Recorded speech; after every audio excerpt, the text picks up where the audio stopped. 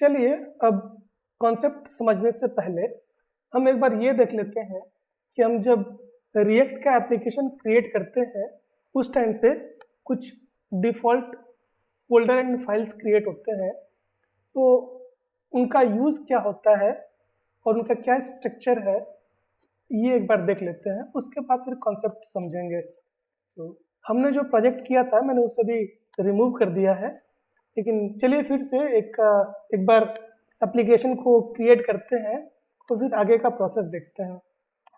इसके लिए वो अपने प्रोजेक्ट डायरेक्टरी में चलते हैं। मैंने प्रोजेक्ट को रिमूव कर दिया है और मैंने नोड का वर्जन भी अपडेट कर रखा है। फिर से वही स्टेप दोहराएंगे। मैं एक टर्मिनल ओपन करता हूँ और यहाँ पर कमांड रन करता हूँ एप्लीकेशन को इनिशियलाइज करने के लिए।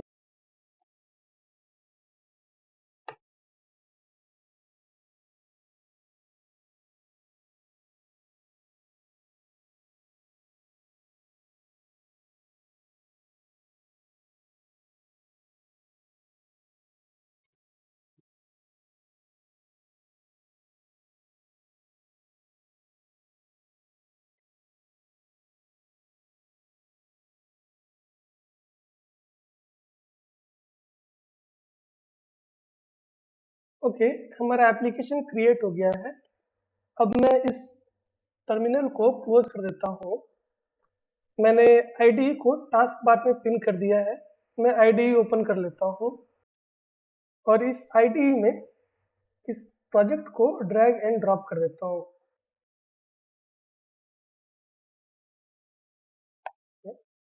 मैं इसे मैक्सिमाइज कर देता हूँ। तो हम समझेंगे जो हमने प्रोजेक्ट इनिशियलाइज किया था उसमें ये default folders and files create हुए हैं, राइट। सबसे पहले हम इनको समझेंगे। मैं इसे थोड़ा और जूम कर देता हूँ। सबसे पहले हम देखेंगे नोड मॉड्यूल्स। ये जो नोड मॉड्यूल्स हैं ये सारे डिपेंडेंसी पैकेज और लाइब्रेरीज को होल्ड करता है। तो हमारे प्रोजेक्ट में जितने भी पैकेज यूज़ होंगे और लाइब्रेरी यूज़ होंगे वो नोड मॉड्यूल्स में ही अवेलेबल होते हैं। अब ध्यान देंगे, आपने जब प्रोजेक्ट को इनिशियलाइज किया था क्रिएट रिएक्ट ऐप के थ्रू तो उसमें थोड़ा टाइम लगता है, राइट। सो वो टाइम इस नोड मॉड्यूल्स की वजह से लगता है क्योंकि इसमें बहुत ढेर सारे पैकेज और लाइब्रेरीज अवेलेबल होते हैं। उनको इंटरनेट के थ्रू फेच करना होता है जिसमें समय लगता है और इसीलिए आपको उतना टाइम देना पड़ता है, वेट करना पड़ता है। तो इसमें आप देखेंगे बहुत ढेर सारे पैकेज अवेलेबल है ऑलरेडी। ये बाय डिफ़ॉल्ट npm डाउनलोड कर लेता है इसे। ओके, हम डायरेक्टली इस नोड मॉड्यूल्स के साथ इंटरेक्ट नहीं करते, बल्कि npm हमारे एप्लीकेशन में जो भी मॉड्यूल्स और पैकेज यूज किए हुए होते हैं वो खुद ब खुद नोड मॉड्यूल से उनका इंटरेक्शन कर लेता है। तो ये तो था नोड मॉड्यूल्स के बारे में। अभी हम और देखेंगे, बट अभी के लिए चलते हैं पब्लिक में। सो आप देखेंगे एक पब्लिक के नाम का फोल्डर क्रिएट हुआ है। इसको भी मैं एक्सपेंड करता हूँ। इसमें भी जो मेन फाइल है उसे मैं एक्सप्लेन कर देता हूँ।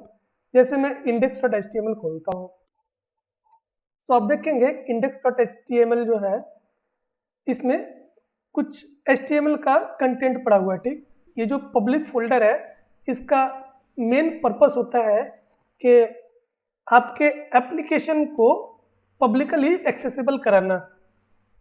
आपके एप्लीकेशन में बहुत सारे स्टैटिक एसेट्स होते हैं जैसे कि इमेज हो गया, फेव आइकन हो गया और HTML फाइल्स हो गए। उन सभी को ये पब्लिकली एक्सेसिबल कराने के लिए यूज होता है। सो अभी मैं एक बार प्रोजेक्ट को रन भी कर देता हूँ।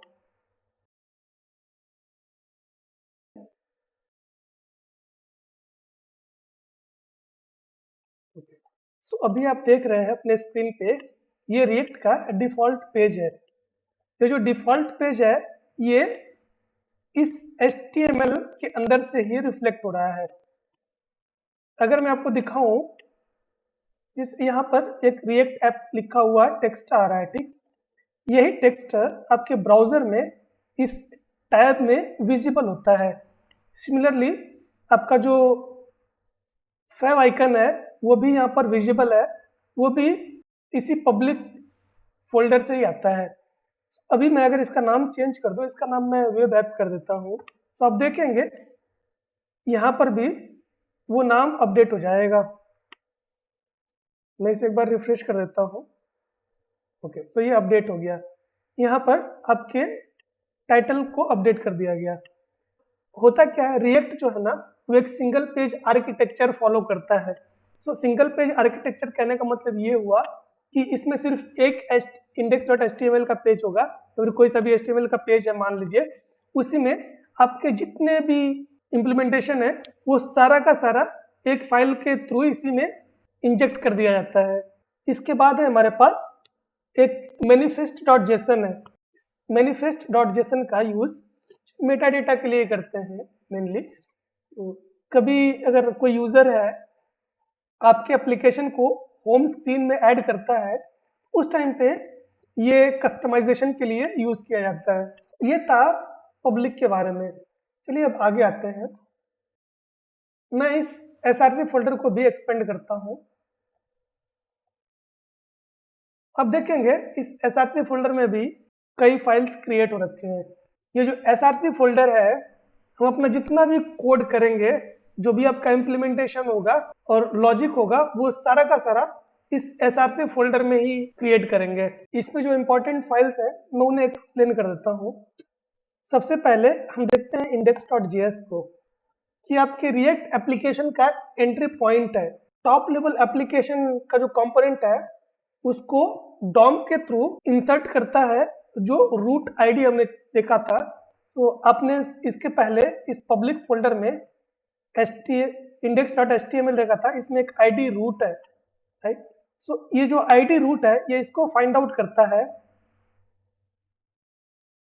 index.js। इसमें आप देखेंगे इसमें document.getElementById रूट लिखा हुआ है, राइट। सो क्या होता है कि आपका जो भी कंपोनेंट है, जो आपने क्रिएट किया हुआ है, जो स्टाइलिंग है, जो लॉजिक है, वो सारा का सारा आइटम इसी रूट के अंदर इंजेक्ट कर दिया जाता है। सो उसका काम आपका index.html के थ्रू ही होता है, इसीलिए ये आपके एप्लीकेशन का एंट्री पॉइंट बन जाता है। चलिए अब app.js देखते हैं। तो मैं इसे ओपन करता हूँ। अब देखेंगे app.js, इसमें हमारे पास एक कंपोनेंट होता है बेसिकली, जो डायरेक्टली अवेलेबल है। अभी जो मैंने एक वर्ड बोला कंपोनेंट, आप इसको ध्यान में रखिएगा, क्योंकि हम जब कॉन्सेप्ट समझना स्टार्ट करेंगे, सबसे पहले हम यहीं से स्टार्ट करेंगे समझना। सो आप जब अपने ब्राउजर में जाएंगे, आपको अपने ब्राउजर में ये आइकन हो गया, एक टेक्स्ट हो गया, कुछ अदर कंटेंट जैसे कि एक URL भी अवेलेबल है, तो ये सब कुछ इसी ऐप से आ रहा है। जैसे आप ये लिंक हटाना चाहें तो इस लिंक को यहाँ से हटा सकते हैं। तो आप देखेंगे लिंक हटाने के बाद से आपका कंटेंट चेंज हो गया है। सिमिलरली इसे भी एडिट करना चाहें तो इसको भी रिमूव कर सकते हैं, जो इसका टेक्स्ट है। अब जाएंगे तो देखेंगे वो टेक्स्ट भी रिमूव हो गया है। ये आप इसको एक मेन कंटेंट की तरह समझ सकते हैं। यहाँ पर एक फंक्शन बनाया हुआ है, इसको आप दूसरे तरीके से ऐसे भी लिख सकते हैं, जो अदर नोटेशन है फंक्शन क्रिएट करने का, जिसको हम एरो फंक्शन कहते हैं, जो इस टाइप का होता है।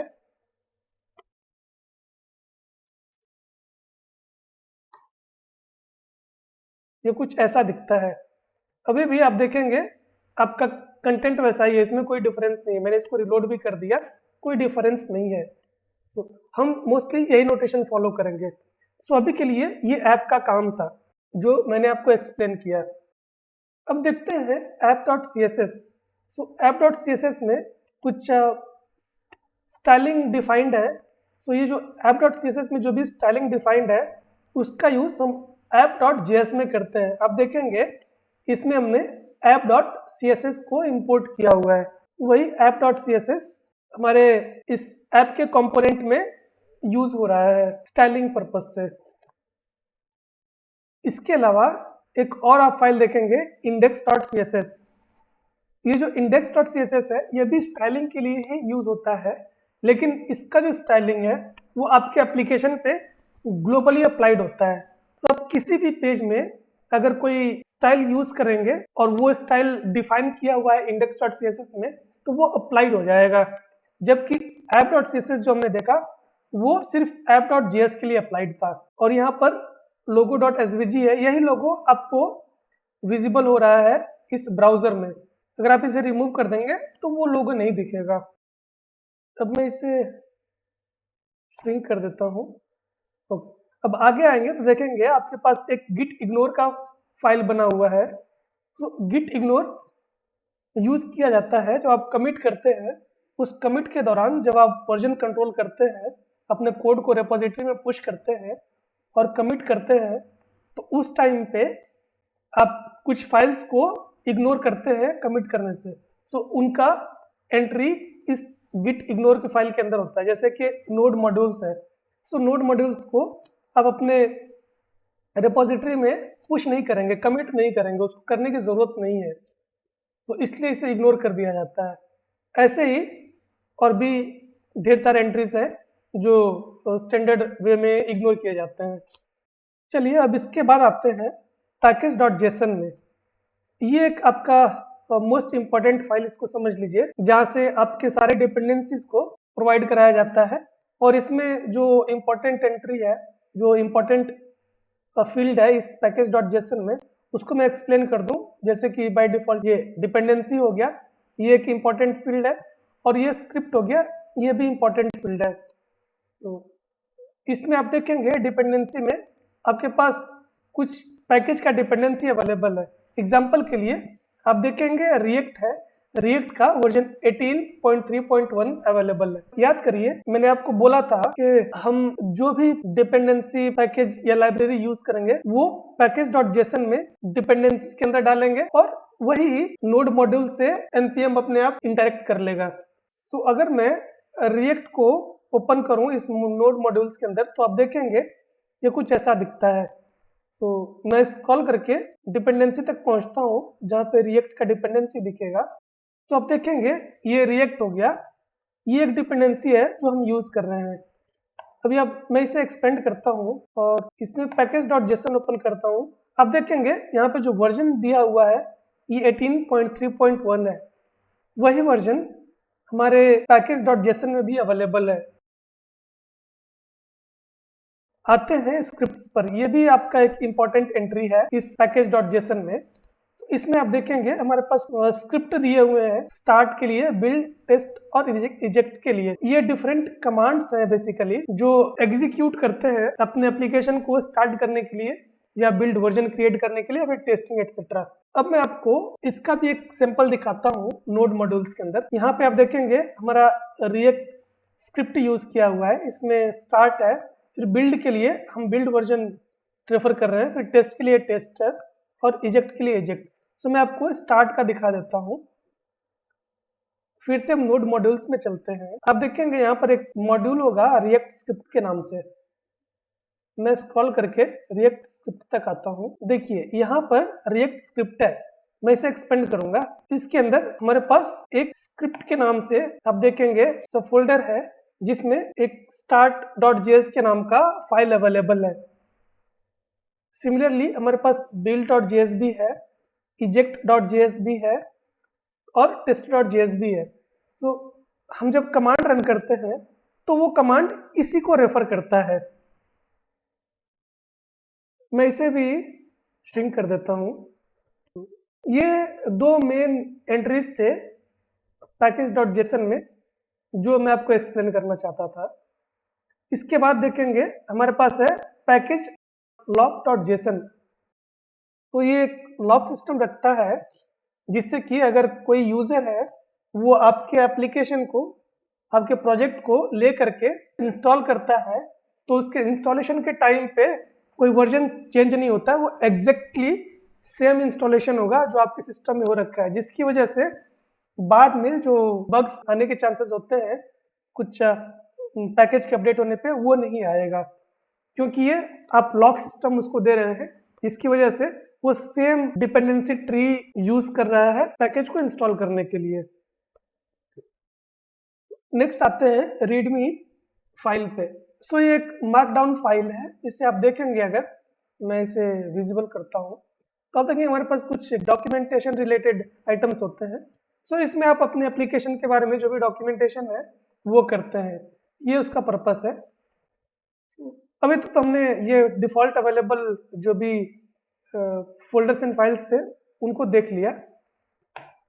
इसके अलावा जब आप बिल्ड क्रिएट करते हैं उस टाइम पर भी एक फोल्डर क्रिएट होता है, चलिए उसे भी देख लेते हैं। मैं फिर से टर्मिनल ओपन करता हूँ, इसमें एक नया टर्मिनल ओपन कर लेता हूँ। मैं कमांड रन करता हूँ npm run build। जैसे ही हम बिल्ड को रन करते हैं हमारे पास इस एप्लीकेशन का एक बिल्ड वर्जन क्रिएट हो जाएगा, और जो बिल्ड वर्जन है इसी बिल्ड वर्जन को आप डिप्लॉय करते हैं अपने सर्वर में।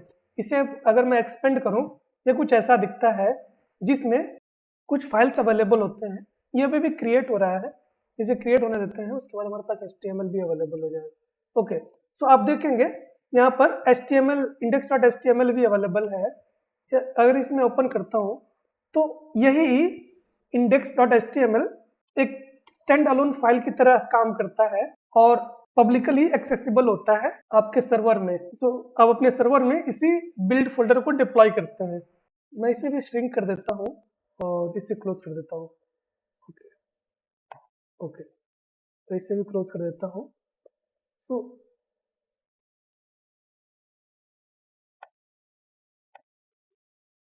ओके, इसे भी रिमूव कर देता हूँ, अभी इसकी ज़रूरत नहीं है। सो बेसिकली हम वो स्टेट देख पा रहे हैं जो इनिशियल स्टेट था जहाँ पे हमारे डिफ़ॉल्ट फाइल्स क्रिएट हुए थे। ये रिएक्ट का जो एप्लीकेशन क्रिएट हुआ उसके बारे में, उसका जो स्ट्रक्चर था, जो यूज़ केस था, उसको हमने समझ लिया।